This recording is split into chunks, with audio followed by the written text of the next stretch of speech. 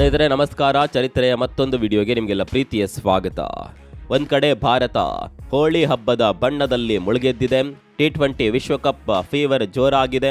ರಂಜಾನ್ ಉಪವಾಸದ ಸಂಭ್ರಮ ಮನೆ ಮಾಡಿದೆ. ಆದರೆ ನಮ್ಮ ಪಕ್ಕದಲ್ಲೇ ಇರುವ ಇಡೀ ಮಿಡ್ಲ್ ಈಸ್ಟ್ ಮಾತ್ರ ಈಗ ಬೆಂಕಿಯುಂಡೆಯಾಗಿದೆ. ದಗದಗ ಅಂತ ಉರಿತಾ ಇದೆ. ಪಕ್ಕದ ಪಾಕಿಸ್ತಾನದಿಂದ ಹಿಡಿದು ಆಫ್ರಿಕಾ ತುದಿಯ ಇಸ್ರೇಲ್, ಜಾರ್ಡನ್ನವರೆಗೆ, ಅತ್ತ ಯುರೋಪ್ ಬೌಂಡರಿಯ ಅಜರ್ಬೈಜಾನ್ನವರೆಗೆ ಇಡೀ ವಾತಾವರಣ ಕೆಂಡಾಮಂಡಲವಾಗಿದೆ. ಇರಾನ್ನ supreme leader Ayatollah Ali Khamenei ಹತ್ಯೆಯಾದ ಸುದ್ದಿ ನಿಮಗೆ ಗೊತ್ತು. ಆದರೆ ಅದಾದ್ಮೇಲೆ ಕಳೆದ 48 ಗಂಟೆಗಳಲ್ಲಿ ಇರಾನ್ನಲ್ಲಿ ಏನಾಗಿದೆ ಗೊತ್ತಾ? ಎಲ್ಲೆಲ್ಲಿ ಎಷ್ಟೆಷ್ಟು ಸಾವು ನೋವಾಗಿದೆ. ಇಸ್ರೇಲ್ ಮತ್ತು ಅಮೆರಿಕದ ವಾಯುಸೇನೆ ಇರಾನ್ನ ಯಾವೆಲ್ಲ ಗುಪ್ತ ಅಡಗು ತಾಣಗಳ ಮೇಲೆ ಬೆಂಕಿ ಮಳೆ ಸುರಿಸಿದೆ. ಈಗ ಖಮೇನಿ ಕುರ್ಚಿ ಮೇಲೆ ಕೂರೋದ್ಯಾರು? ಎಲ್ಲದಕ್ಕಿಂತ ಇಂಪಾರ್ಟೆಂಟ್, ಈ ಯುದ್ಧ ನಿಮ್ಮ ಜೇಬಿಗೆ ಕತ್ತರಿ ಹಾಕುತ್ತಾ? ಎಲ್ಲವನ್ನ ಕಂಪ್ಲೀಟ್ ಆಗಿ ತೋರಿಸ್ತೀವಿ ನೋಡಿ.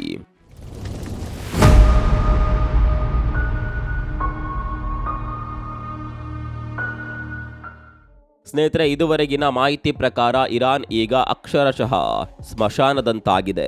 ಅಮೆರಿಕ ಮತ್ತು ಇಸ್ರೇಲ್ ಜಂಟಿಯಾಗಿ ನಡೆಸುತ್ತಿರುವ ಈ ಆಪರೇಷನ್ ಇತಿಹಾಸದಲ್ಲೇ ಅತ್ಯಂತ ಭೀಕರವಾದುದು. ಕೇವಲ ಇರಾನ್ ರಾಜಧಾನಿ ಟೆಹರಾನ್ ಮಾತ್ರವಲ್ಲ, ಆ ದೇಶದ ಮೂಲೆ ಮೂಲೆಯಲ್ಲೂ ಮಿಸೈಲ್ಗಳು ಬೀಳ್ತಾ ಇವೆ. ಮುಖ್ಯವಾಗಿ ಇರಾನ್ನ ನ್ಯೂಕ್ಲಿಯರ್ ಸೈಟ್ಸ್ ಅಂದರೆ ಅಣು ಕೇಂದ್ರಗಳನ್ನೇ ಟಾರ್ಗೆಟ್ ಮಾಡಲಾಗಿದೆ. ಕಳೆದ ವರ್ಷ ದಾಳಿ ನಡೆಸಲಾಗಿದ್ದ ಫೋರ್ಡೋ, ನಟಾಂಜ್ ಮತ್ತು ಇಸ್ಫಹಾನ್ನಲ್ಲಿರುವ ಅಣು ಕೇಂದ್ರಗಳ ಮೇಲೆ ಮತ್ತೆ ಬಾಂಬ್ ಹಾಕಲಾಗಿದೆ. ಈ ದಾಳಿಯಲ್ಲಿ ಇರಾನ್ನ ಅಣುಶಕ್ತಿ ಸಂಶೋಧನಾ ಕೇಂದ್ರಗಳು ಸಂಪೂರ್ಣವಾಗಿ ಧೂಳೀಪಟವಾಗಿವೆ ಅಂತ ವರದಿಗಳು ಹೇಳ್ತಿವೆ. ವಿಕಿರಣಗಳು ಸೋರಿಕೆಯಾಗಿರುವ ಆತಂಕ ಕೂಡ ಇದೆ. ಇರಾನ್ನ ಸರ್ಕಾರಿ ಟಿವಿ ಬ್ರಾಡ್ಕಾಸ್ಟಿಂಗ್ ಕೇಂದ್ರದ ಮೇಲೆ ಕೂಡ ಇಸ್ರೇಲ್ ದಾಳಿ ಮಾಡಿದೆ. ಇನ್ನು ಟೆಹರಾನ್ನ ಹೃದಯ ಭಾಗದಲ್ಲಿರುವ ನಿಲೋಫರ್ ಸ್ಕ್ವೇರ್ ಮತ್ತು ಪ್ರಮುಖ ಸರ್ಕಾರಿ ಕಚೇರಿಗಳ ಮೇಲೆ ಕೂಡ ದಾಳಿಯಾಗಿದೆ. ಇರಾನ್ನ ಅರೆ ಸರ್ಕಾರಿ ಮಾಧ್ಯಮಗಳೇ ಹೇಳ್ತಿರುವ ಪ್ರಕಾರ ಕೇವಲ ಟೆಹರಾನ್ ಒಂದರಲ್ಲೇ 100 ಜನ ಸಾವನ್ನಪ್ಪಿದ್ದಾರೆ. ಗಾಯಗೊಂಡವರ ಪ್ರಮಾಣ ಇದಕ್ಕಿಂತಲೂ 10 ಪಟ್ಟು ಹೆಚ್ಚಿರಬಹುದು ಅನ್ನೋದು ಅಂತಾರಾಷ್ಟ್ರೀಯ ಮಾಧ್ಯಮಗಳ ಅಂದಾಜು.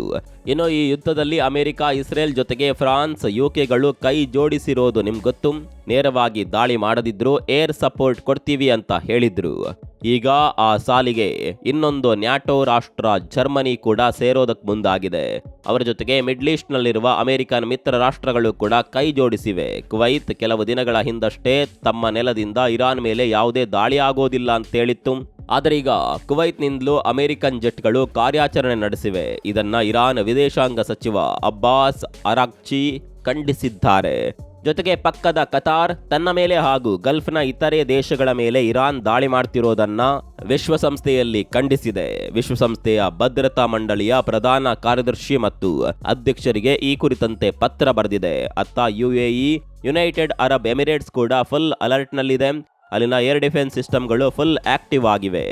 ನಾವೀಗ ರಾಶಿ ಮಿಸೈಲ್ಗಳನ್ನ ತಡೆದಿದ್ದೀವಿ ಅಂತ UAE ರಕ್ಷಣಾ ಸಚಿವಾಲಯ ಹೇಳಿದೆ.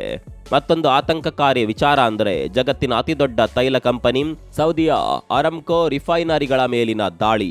ಇರಾನ್ ಡ್ರೋನ್ಗಳು ಸೌದಿಯ ರಾಸ್ ಟನೂರಾದಲ್ಲಿರುವ ಸೌದಿ ಅರಾಮ್ಕೋ ತೈಲ ಶುದ್ಧೀಕರಣ ಘಟಕಗಳ ಮೇಲೆ ಬಿದ್ದಿವೆ.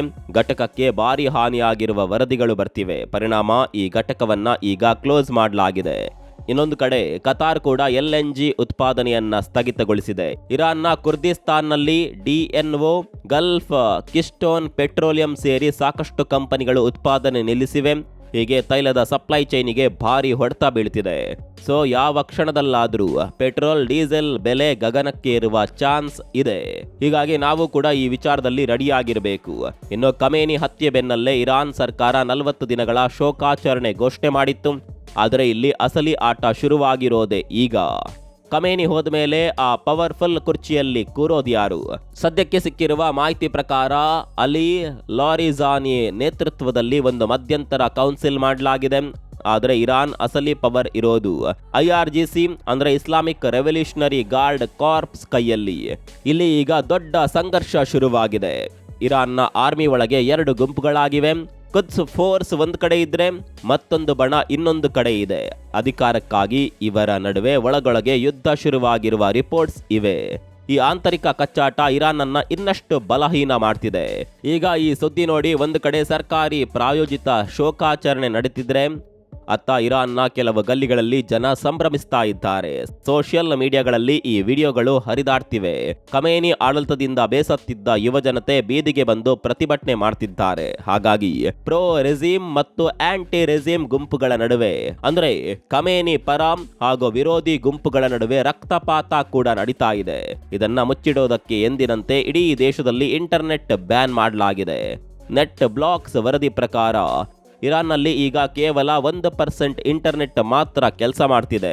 ಅಂದ್ರೆ ಒಳಗಡೆ ಏನ್ ನಡೀತಿದೆ ಅನ್ನುವ ಸತ್ಯ ಹೊರ ಜಗತ್ತಿಗೆ ಅಷ್ಟಾಗಿ ಗೊತ್ತಾಗ್ತಿಲ್ಲ.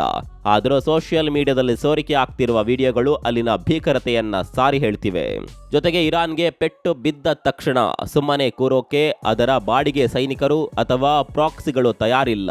ಲೆಬನಾನ್ನಲ್ಲಿರುವ ಹಿಜ್ಬುಲ್ಲಾ ಈಗಾಗಲೇ ಇಸ್ರೇಲ್ ಮೇಲೆ 100 ರಾಕೆಟ್ಗಳನ್ನ ಬಿಟ್ಟಿದೆ.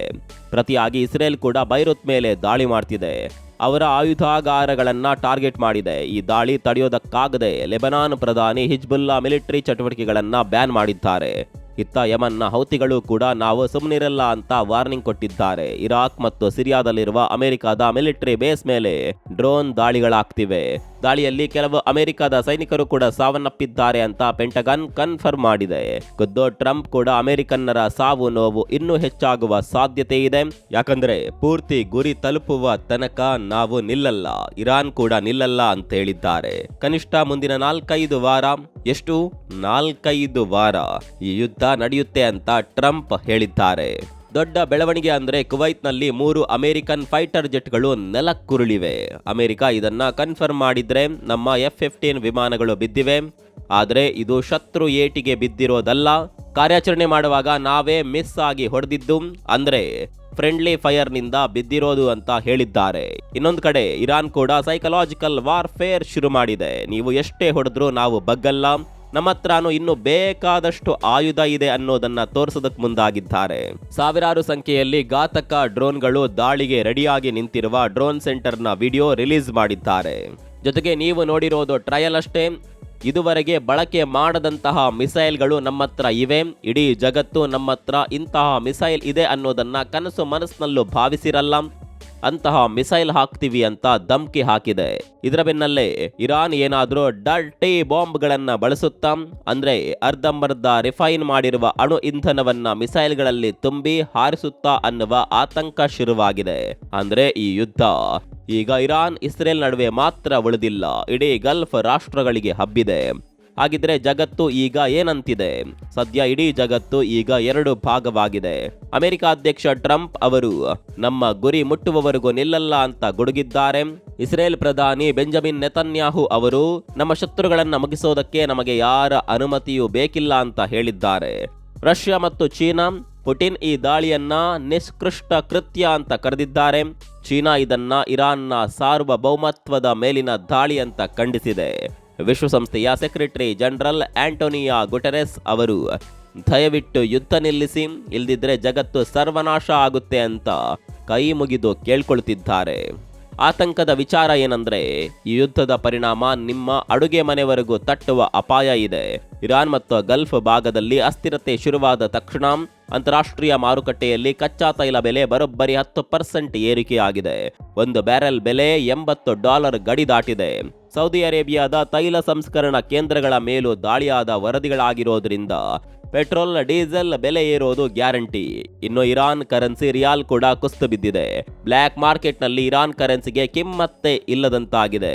ನೋಡಿದ್ರಲ್ಲ ವೀಕ್ಷಕರೇ, ಇರಾನ್ನಲ್ಲಿ ಖಮೇನಿ ಚಾಪ್ಟರ್ ಕ್ಲೋಸ್ ಆಗಿರಬಹುದು, ಆದರೆ ಅಲ್ಲಿ ಶುರುವಾಗಿರುವ ಈ ಜ್ವಾಲೆ ಎಲ್ಲಿಗೆ ಹೋಗಿ ನಿಲ್ಲುತ್ತೆ ಅನ್ನೋದು ಯಾರಿಗೂ ಗೊತ್ತಿಲ್ಲ. ಇದು ಕೇವಲ ಒಂದು ದೇಶದ ಬದಲಾವಣೆಯಲ್ಲ, ಇಡೀ ಜಗತ್ತಿನ ಭೂಪಟವನ್ನೇ ಬದಲಾಯಿಸುವ ಮುನ್ಸೂಚನೆ. ಇರಾನ್ ಅಸೆಂಬ್ಲಿ ಆಫ್ ಎಕ್ಸ್ಪರ್ಟ್ ಮುಂದಿನ ಸುಪ್ರೀಂ ಲೀಡರ್ ಆಗಿ ಯಾರನ್ನ ಆಯ್ಕೆ ಮಾಡುತ್ತೆ? ಇರಾನ್ ಸೇನೆ ಒಳಗೆ ಒಳಜಗಳ ಬೀದಿಗೆ ಬರುತ್ತಾ? ಹರ್ಮುಜ್ ಜಲಸಂಧಿಯನ್ನ ಇರಾನ್ ಸಂಪೂರ್ಣವಾಗಿ ಬಂದ್ ಮಾಡಿದ್ರೆ ಜಗತ್ತಿನ ಗತಿ ಏನಾಗಬಹುದು? ಸದ್ಯ ಇರಾನ್ ರೆವಲ್ಯೂಷನರಿ ಗಾರ್ಡ್ ನಾವು ಜಲಸಂಧಿಯನ್ನ ಬಂದ್ ಮಾಡಿದ್ದೀವಿ ಅಂದಿದ್ದಾರೆ.